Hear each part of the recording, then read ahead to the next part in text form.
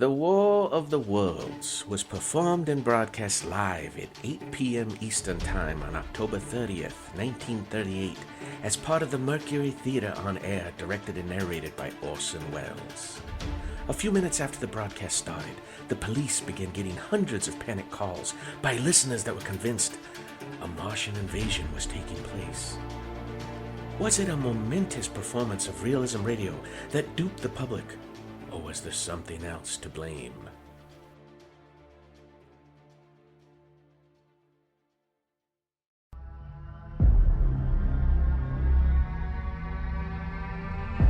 There have been reports of strange creatures in the area. Witnesses say they couldn't believe what they were seeing.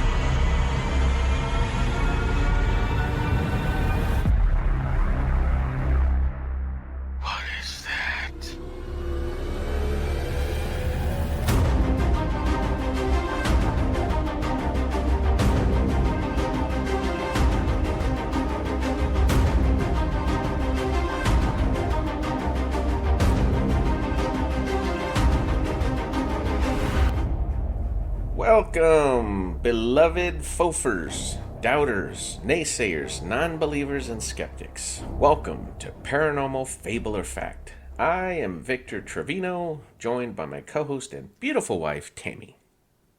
We are your humble guides to alleged hoaxes, unbelievable stories, and the overall strange. You left out... Well, it's fine. What did I leave out? You left out on humble guides to tales of alleged hoaxes. Oh. That's not a big deal anyway. They know what you mean. But You jacked it all up. You jacked it all up. That's fine. I'll just say it. I'm not going to edit it out. Okay. Just leave it in there.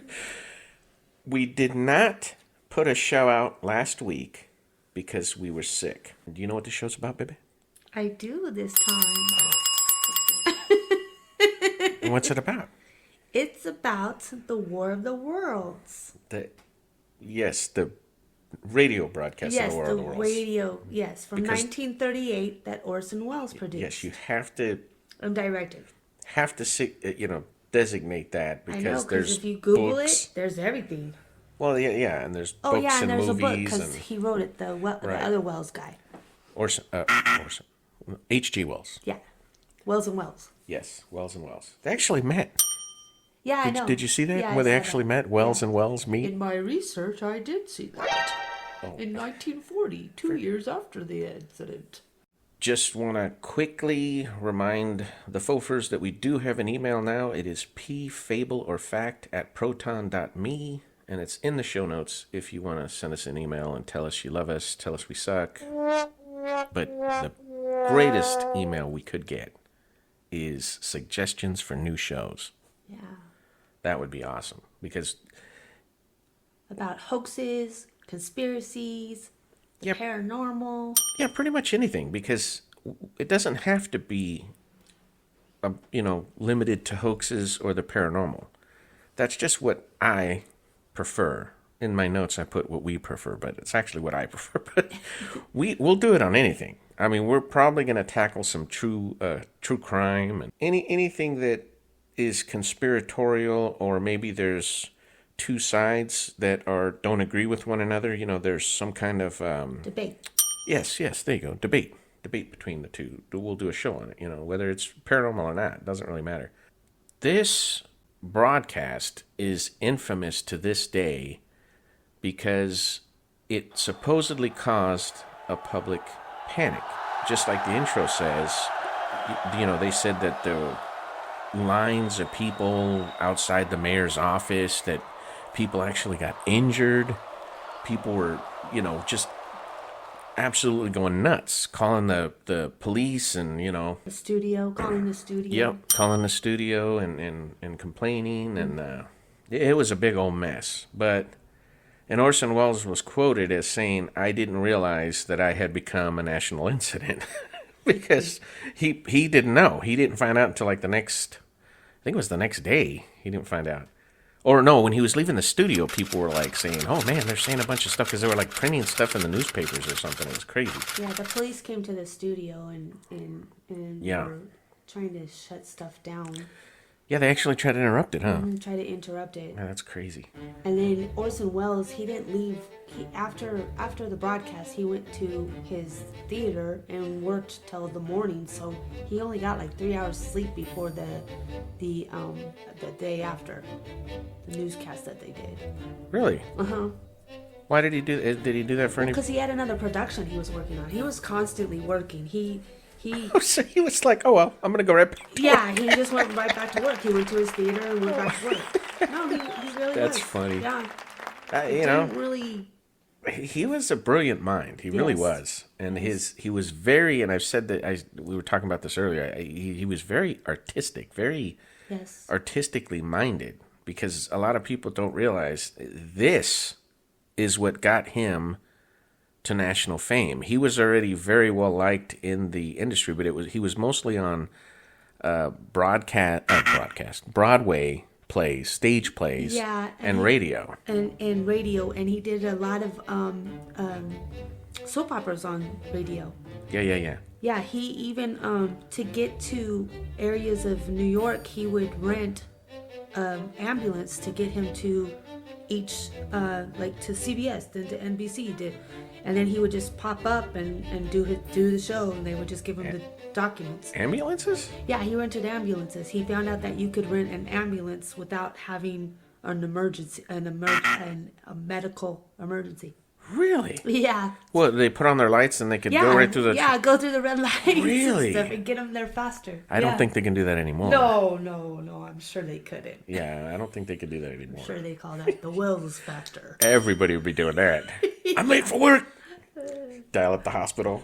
I need an ambulance. Stat. And I think it was free back then too. He said. Free? Yeah. Yeah. I think so. It ain't free anymore. Let's move on to the red flags. Okay. One of the things that just jumped out at me right away when I started doing, because I was trying to find similar radio broadcasts similar to this one, you know, to try to make a comparison. And not only did I had trouble finding any kind of broadcasts that were similar to this one in the same kind of format, and we'll go over the format a little bit here. And it was, I believe it's due because of what happened here, because the FCC got involved and stuff. But anyway, everything I looked at on the internet, it had headlines like Orson Welles' War of the Worlds Panic Myth, The Fake News of Orson Welles, or It's Been 80 Years Since the Orson Welles Panic Myth. So it's already a well-known fact, or it should be a well-known fact, that this is highly considered. This is considered, widely considered, that's what I should have said, widely considered to be a myth. That the whole panic didn't happen, or it was greatly exaggerated. The closest thing that I could find when it comes to radio broadcasts like this one, that was in the same similar format, because it was really dramatized. You listened to it, right? Yeah, I did. Yeah, we'll talk about in a little bit what the format was, because it was ingenious. And the closest thing I could find to this broadcast was called The Peoria Plague, and it was out of Peoria, Illinois, about a zombie outbreak. But this was all the way in the 1970s. This happened in 1938. Oh, so like almost 40 years later. Yeah. Wow. And Orson Welles, at the time this happened, was only like 23, I think. 20, Yes. 23 He was years old. 23 years old. when this Yeah. happened. So he's a young guy, and he's directing radio shows and starring in them. You know, actually, that's incredible. The dude it's incredible. And the other red flag, I don't even know if this is a red flag. It's just more like an interesting observation. Most people know Orson Welles from Citizen Kane. They don't know him from this broadcast. Correct. So, because Citizen Kane is still widely considered one of the best movies ever created, I don't agree with that. I guess if you're the artsy type, you would like that kind of movie, but I thought it was boring. It's more of a producer and director's movie because of the way he did the camera angles and the angles and the dramatic of the photography of of the cameras. They actually cut holes in the floor Yes. to get some of the camera angles. And one of the things that was like a huge deal was in the backgrounds you could actually see the ceiling of Right. of the rooms they were in and stuff, which made it much more believable, much more real, and that's why a lot of people give it all this stuff. I mean, it was when for the artistic value, yes, I agree. It was brilliant, but he gathered some of the best minds for that movie. But anyway, I don't want to go on the movie. Yeah. But it was a. You'd have to see it. It's the whole thing with the rosebud and the. I don't know. The storyline to me was very boring. I don't know. Did you ever watch that movie? I have not watched it, but I can imagine it be just by doing a little research on Orson Welles and how Very, very artsy. very artsy. It was very artsy. And if you're into that, man, you'd love that movie. But if you're not, and all that was, in his DNA because his mother was a pianist. Really? She was very. I didn't know that. Musically gifted. You did your genealogy on him. Yes, I did. So you did. So you know, like, his family and where Yeah. he's from. So where's he from? Orson Welles. He was born in Illinois, but he really didn't. He only lived there like his first 3 months. But tragically, his parents were separated when he was 4 years old, and his mother died when he was 9, and his father died when he was 15. So Really? yeah. So he was a young child when he lost his parents, and a good friend of the family's a doctor. He became his Mentor? no Friend? no when they take over Guardian? custody. Yes, guardian. And he's the one that instilled the art. I'm just throwing out guesses. He instilled the artistic part of Orson. He Oh, his guardian? yes, he financially supported him on that. And this guy was a doctor, you This said? guy was a doctor and a real good friend of Orson Welles' father. But Orson Welles never. He was musically gifted also, but after his mom died, he didn't want anything to do with any musical instruments, even though he was only 9. Wow. Mm-hmm. That's crazy. But they said he was a prodigy. They said he was a genius on everything he touched, everything he did. Well, he was 23 and doing all this stuff. That's Correct. incredible. So he was a fascinating character. Another red flag that stuck out to me was he concluded the broadcast saying something along the lines of the Mercury Theater provided a holiday offering equivalent to dressing up in a sheet, jumping out of the bushes, and saying boo. Yes. He also stated that they had annihilated the world and utterly destroyed CBS before your very ears. You will be relieved, I hope, to hear both institutions are still open for business. Oh, you. Wow. You will be relieved, I hope, to hear that both institutions are still open for business. Then he ended the program by assuring listeners that if your doorbell rings and there's nobody there, that was no Martian, it's Halloween. So, and that's one of the inarguable truths, is that this was done the day before Halloween. So the theater that he had, what was that theater called again? Mercury, it's called... Yes, the Mercury Theater. Him and his partner liked to do holiday dramas, like Dracula, so this was something that they liked to do before the holidays, and they couldn't do it on the actual day of Halloween because of scheduling issues. Oh, really? Yeah, he was a very busy man. He had a lot of stuff going on. Did he do the Dracula broadcast the Halloween before or something? It was before this one. I don't know the exact date. See, we could have. That should have been a red flag right there, because Yeah. that means he had done prior broadcasts around the same time, around Halloween. Scary he broadcasts. specifically said he liked to do holiday dramas. So not just Halloween. Yeah, not just Halloween. Okay, but he had a reputation, Yes. and people and his knew partner. that he was doing this. So okay, yeah, that should have been a red flag, because that could go either way. Prove, yay, it was the panic, or nay, it wasn't. Yes. So the theories on why, if the panic was a myth, the theory is, and there's probably a couple more out there, or there's people saying that no, this theory isn't legit, but I tend to agree with it. The theory is during the Depression, radio had siphoned off a lot of the commercial revenue from the newspapers and crippled them for like years after that. So when this broadcast came out, and it was so dramatic and so realistic, the newspapers just kind of colluded together and took it as an opportunity to give radio a black eye. Yes, and I could see that kind of theory because of, like, right after this, he did Citizen Kane, which is supposedly after a newspaper About a mogul. newspaper mogul, exactly.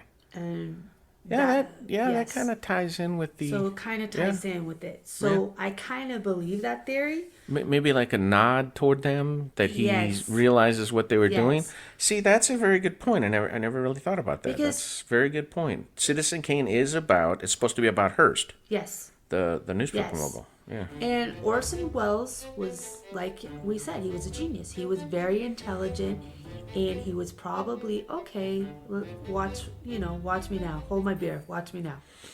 There were editorials being written that radio should police themselves.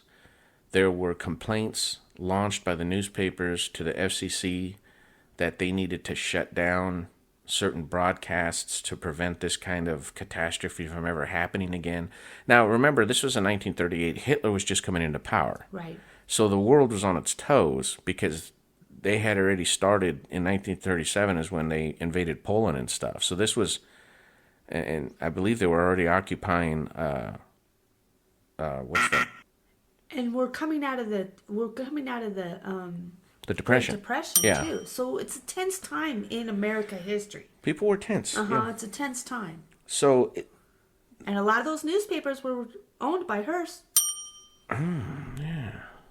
see, that's really interesting. So he might have actually done Citizen Kane kind of like as a slap. That's what I mean. Hold my beer. Towards- Watch this. Yeah. That's crazy. Very, very. But the whole I'm trying to go back to Yes, the let's go panic back to because the I'm panic. I'm trying to establish what they were saying was going on and how it was being argued against, because they had done the next day, I think, one of the polling companies, and I don't remember the name, I didn't put it in my notes, but they like telephoned 5,000 households, and only 2% of the households listened to the radio broadcast. Right. And So- and majority of them were listening to Another show. Another show. And I don't that remember was the on name at of the that same show time. either. Yes. Write that But it down. was more popular than Orson Welles' show. Yeah, because it was like a long running show for like that a years. a lot of Americans listened to. Right. So and then one of the other about the police, they said that some emergency line for a police station was shut down. That there was so many calls coming in that it actually burned that little. Remember, because they used to have the little boxes because it was all Yes, wired. yeah. Now it's digital. Right. You don't really use telephone lines anymore, Right. except for like. Well, this is 1938. Fiber so optics. It's not like 911 was a big. You know what I mean? I don't even think 911 existed. No, and especially not in little towns and stuff. So. Yeah, 911 came out when we were kids. Mm-hmm. I remember. It's like in the 80s, wasn't it? Probably a little bit earlier than that. Maybe, but I remember But not them 1938. talking about it. I can Yeah, tell you it that wasn't it wasn't around in 1938, 1938. no. So basically the point I'm trying to make is most of the complaints, most of the calling for people's heads, and the Complaints to FCC. complaints to the FCC, the chastising, the singeing stories were all by the newspapers. And this is why there's this theory that that's why they did it. They basically blew the panic out of proportion to get back at the radio stations, to make the radio stations look bad, to make people look at the radio stations in a negative light, as though it's some kind of a negative influence, because it wasn't just the Depression. I think that's monetary-wise, that might have been what it is. But also, you have to remember, radio was also taking over the news. They were getting news to the public instantly, with bulletins and stuff. Whereas the newspapers, you had to wait for the print the next day. You wouldn't learn about it until the next day. So there was already like a big competition going on before the Depression. As soon as radio came out, it started going international and stuff. So that's why I think that theory holds a lot of weight as far as I'm concerned. So we're going to go over the inarguable truths now. We're not really doing them to prove yay or nay, whether it was a panic or whether there wasn't. It's more about like the observation as to how it happened. Because this certainly isn't the first instance of the media, the mainstream media, doing something untrue or twisting the evidence around or stirring the pot, Or causing panic. Because this certainly isn't the first instance. Because agree with it or not, the fake news was coined recently, and it's this idea that the media isn't always honest. And there's been instance after instance of this. So whether you agree with it or not doesn't really matter. But I do know that the media, mainstream media's public opinion polls are in the toilet. Most people don't really look at them because it's basically very propagandized, Yeah. So I think that's a really good way to look at this because it shows that the mainstream media, in this case just the newspapers, but they had an agenda. If this theory is correct, they had an agenda. They were doing it for a specific reason. They had a target in mind, which was another mainstream media outlet, and they were willing to go to the fence with it, man. They went all the way with it. I mean, they swung for the bleachers in this one because they were like calling for all kinds of stuff. They wanted new policies put into place, protecting, and they actually kind of did, because like I said, the FCC got involved, and basically they didn't start any new policies or anything, but they did have a verbal agreement, from what I understand, with radio stations that future radio broadcasts wouldn't have this style of format. And the format is what you were going to talk about before. Yes.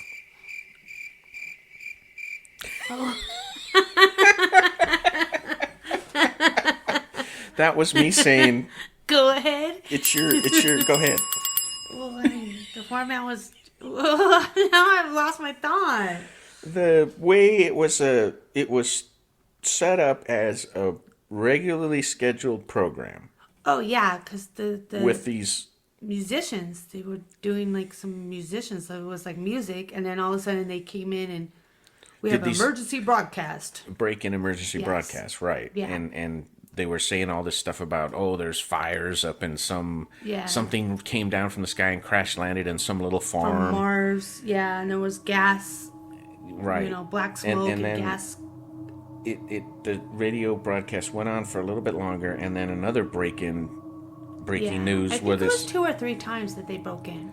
And the guy was on the scene where this thing came down on this farm and was like describing these things coming out of he was like a professor from some professor specialist, and they were like shooting at the police and killing people using these rays to destroy people, and then they're like the broadcaster started coughing and like collapses in this live broadcast, and then it cuts back to the regular program, and they're playing music and stuff. I haven't listened to it myself, which I should be slapped for that because I should have. Do your research, Mr. Trevino. Whatever. I do cursory research.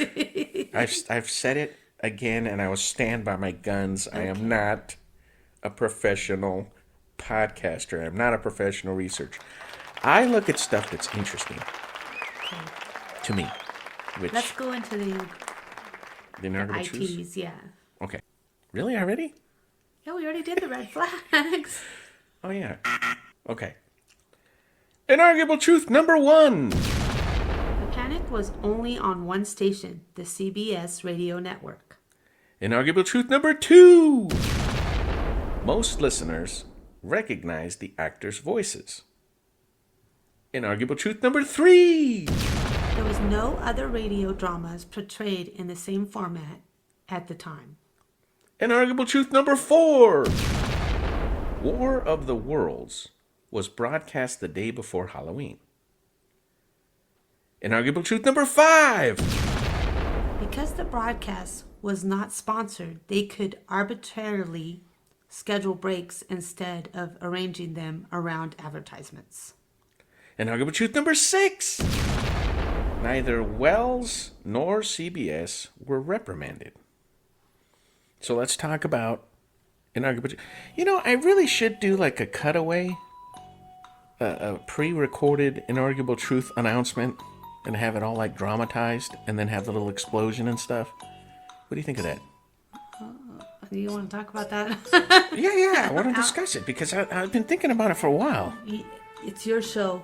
Because I sound goofy every time I have to go, inarguable truth number 1. You know what I mean? If it could just press a little button or just post it and it says inarguable truth number 1. And it's got like this echoing voice and, the explosions in the background. Okay.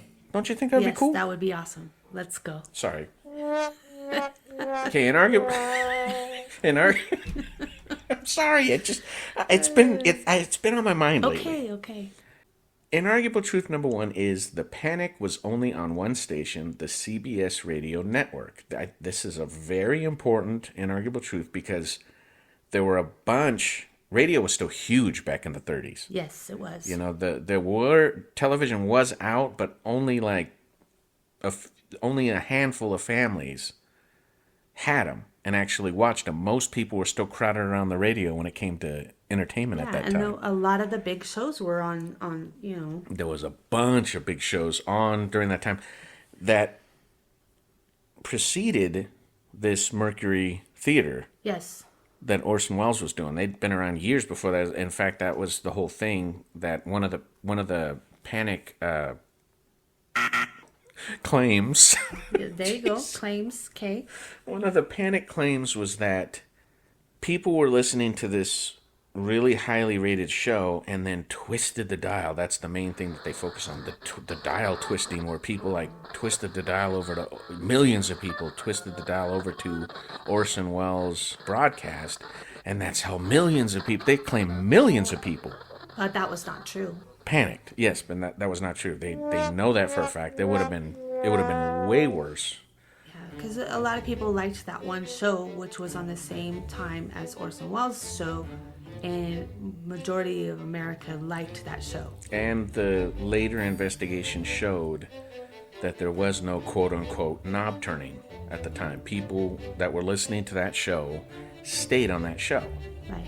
But if they were listening to Orson Welles' show, they would go and change the knob to make sure no other radio stations were playing Yes. incident. Very good point. Very good point. And you mentioned that earlier, and I don't know why I didn't say it right now, but people that were listening to the War of the Worlds, when they were hearing these breaking news broadcasts that were scary, they tuned into other radio stations because they were like, oh crap, is anybody else covering this?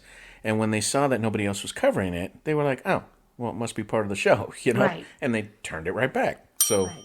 Because we all know when there's breaking news, all the news is going to break into it. Are going to break into right. it. Within a few minutes of each other. Yes. Right. Even today that happens. Yes, it does. You can be listening to whatever, on the radio. And for you younger people, that's how you had to change the radio station, is with a knob.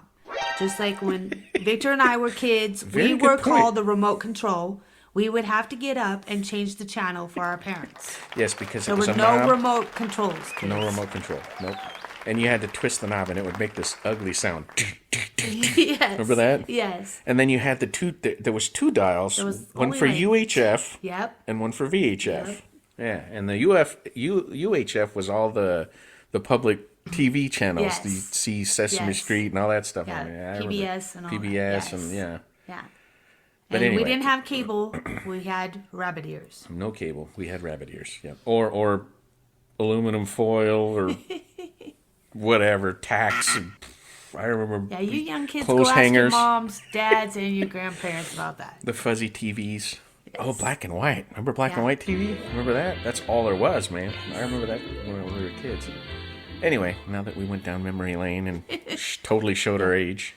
So that is a good inarguable truth, that it was only on the one radio station, and even if people did start to panic, all they would have to do is switch over to another channel and to see if that other channel was reacting and getting this same breaking news. And when it didn't, they went back and said, okay, it's just part of the show. No, no big deal. So this inarguable truth is actually in favor of not panicking people, of not contributing to this massive panic that they're talking about. Right. So inarguable truth number 2, most listeners actually recognize the actors' voices because Orson Welles was already, like I said, he was already established. So people knew his voice. People knew that the voices of the people that he worked with. And didn't he have like an all-star cast?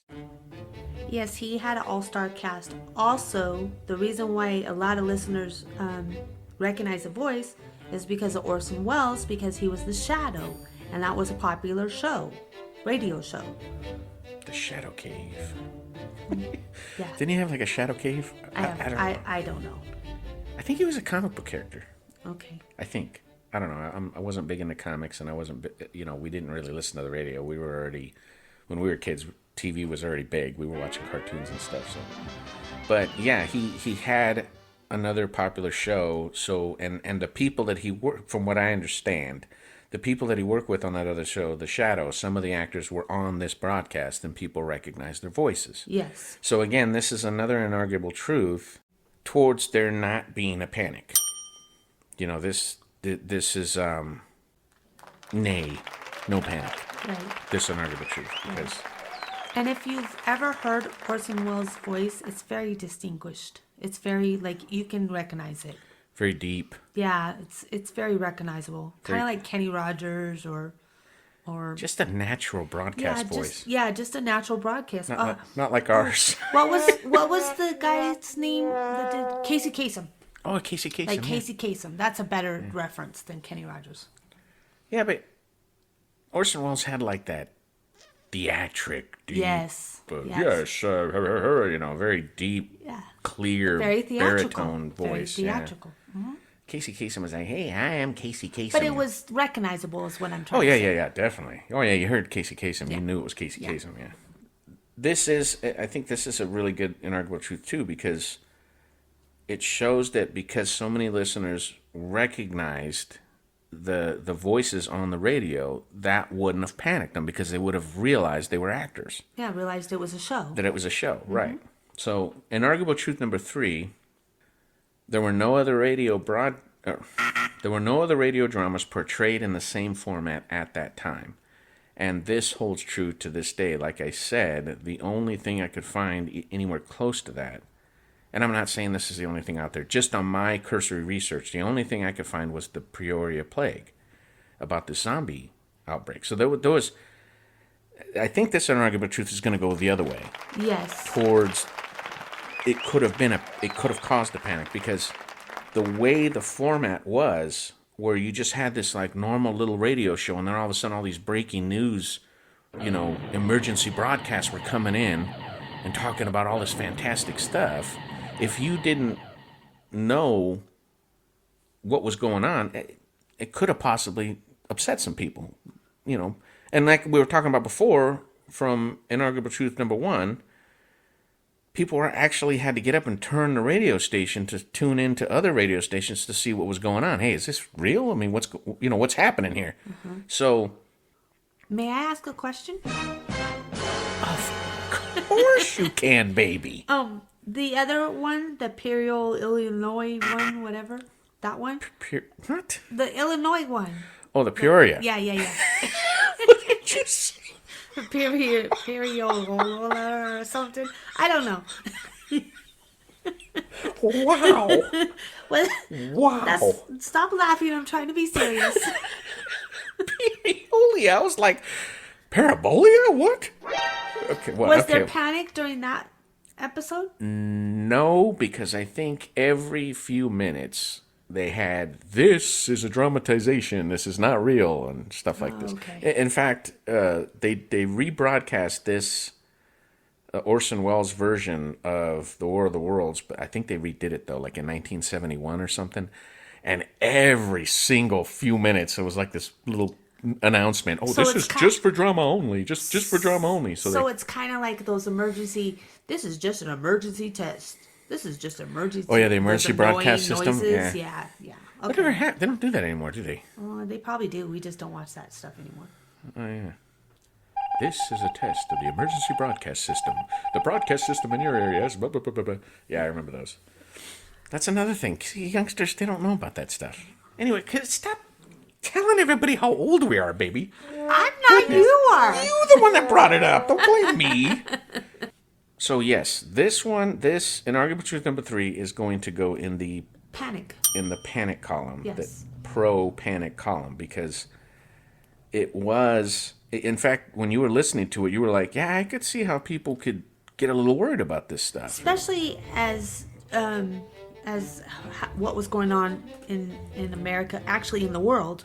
You know, this was after the Great Depression. This was during Hitler's time. This was before World War II. So right before World War II. This was a very tense time in the world, in the United States. That definitely... I could definitely see that contributing to a panic. Yes. Okay, so let's move on to Inarguable Truth number 4, which is War of the Worlds was broadcast the day before Halloween. Right. This is going to have to go in the against the panic column because... Yeah, like we said before, Orson Welles and his partner, they like to do...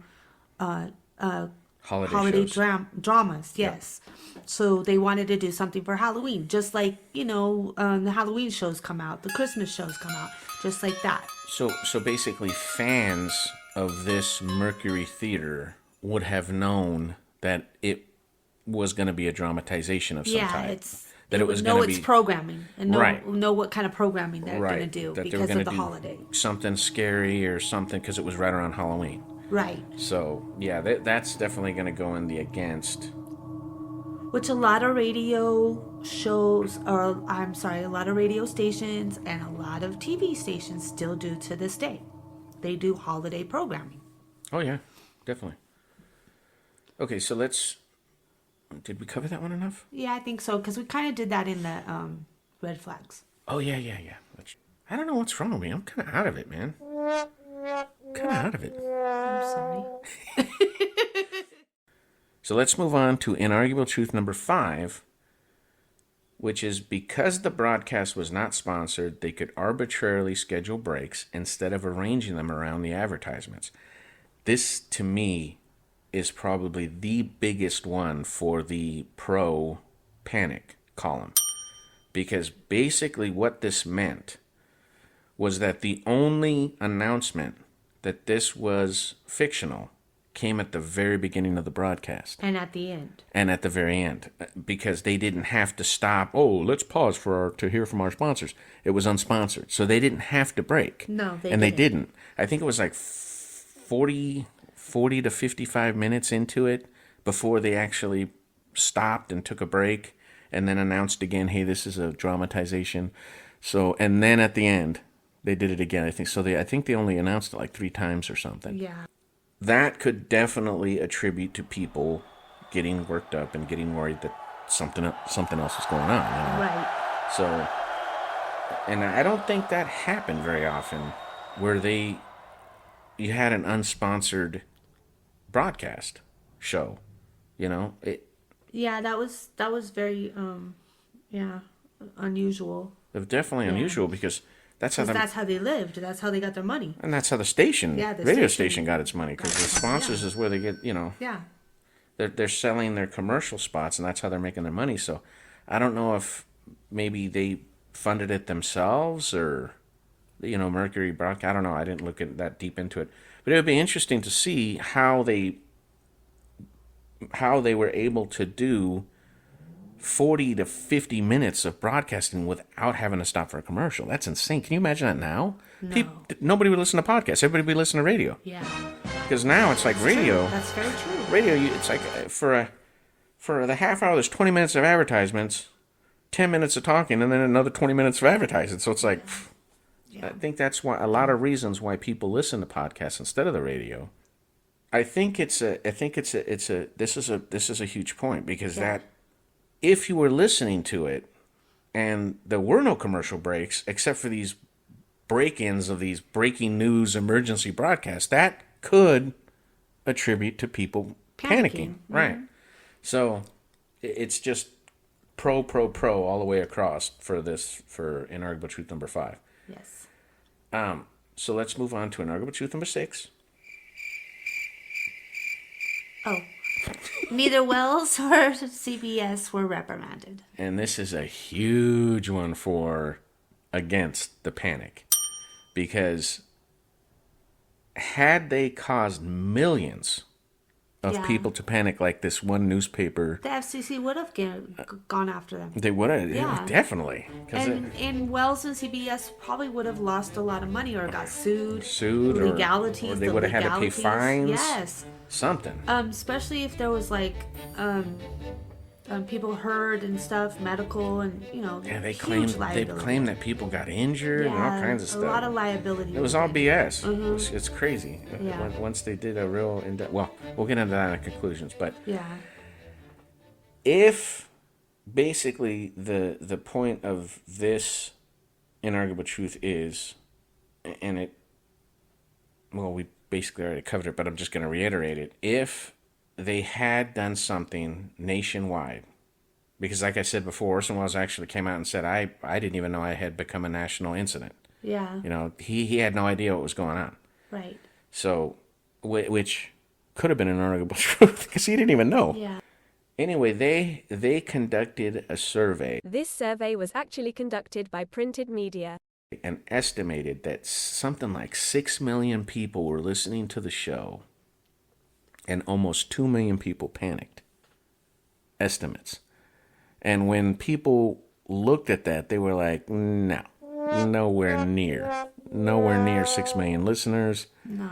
I think the whole population in the United States in 1938 was like 190 million. I was just gonna say the population, because let's really think about this. The time is 1938. Okay, it's not 2024. It's not 2000. It's not 1994. It's 1938. And not everybody had a radio. Exactly.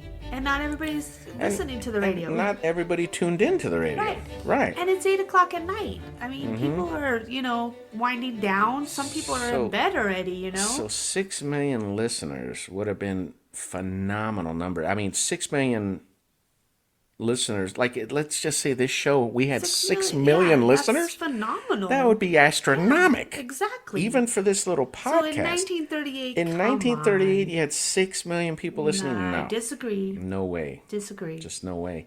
And then having estimated almost 2 million people panicking? No, that's way blown out of proportion. And it was even pointed out back then.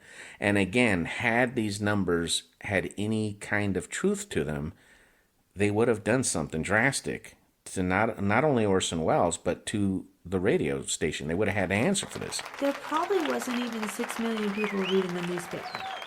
No, maybe not. I don't know. I know a lot more people used to read the newspaper back in the day. 6 million? I don't know.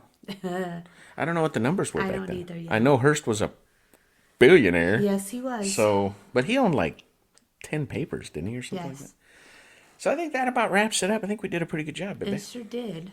So, in conclusion, yes, what do you think happened, baby? I think that Orson Welles and his theater and his partner decided to do a holiday drama. And I think I'm really strongly leaning towards the theory about the newspapers. Because they wanted to just put out something entertaining. Because they were entertainers. That's what they did. So Wait, the newspapers or? No, Orson Welles. Okay. I think that the panic wasn't as big as they said it was. And I think it was people going against people. I'm sorry, are you done? Yes. You got to kind of give me the signal. Oh, sorry. I'm done. I think when you... Okay. That'll work. I think when you look at all the evidence, for example, the way I looked at this was when I looked at where most of the complaints were coming from was from newspapers or magazines. You know, when they were filing complaints against the FCC, when they were, the editorials, all this kind of stuff, it was coming from printed media. And I think that is overwhelming evidence that there was something going on, that they did have an agenda.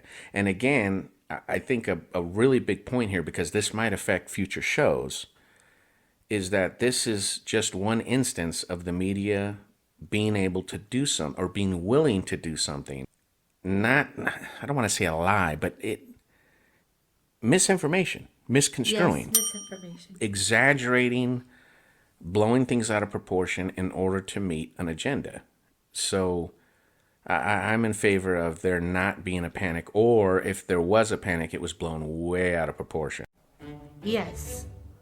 But I have to say, before we started the show and I listened to the broadcast, I was going for panic because of the situation of what was going on in the world. Really? And just listening to it in 1938, I could see that. But once looking at the notes and us discussing this on the show, I'm going the other way. You looked at my notes? Yes. How dare you? No, I'm just playing. But now I'm thinking, no, it was a big old conspiracy. I think it was blown out of proportion. Mm-hmm. I think that. So I think that about wraps it up. What do you think, baby? I think so. Okay, so if we appreciate the support, we appreciate just talk about the show, spread it word of mouth. That's a really good way to advertise the show if you want to help out. I think we're going to maybe even start a Patreon and start doing extra shows for people that want extra shows, stuff like that. I don't know yet.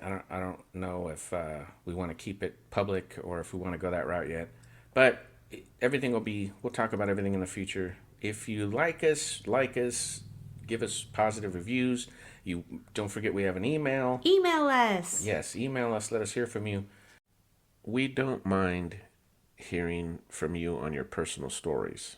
Don't worry about if you want to remain anonymous, not a problem. If you can't email us your story because it's too long to type, you can download free apps for your smartphone, digitally record your voice, and then email it to us that way.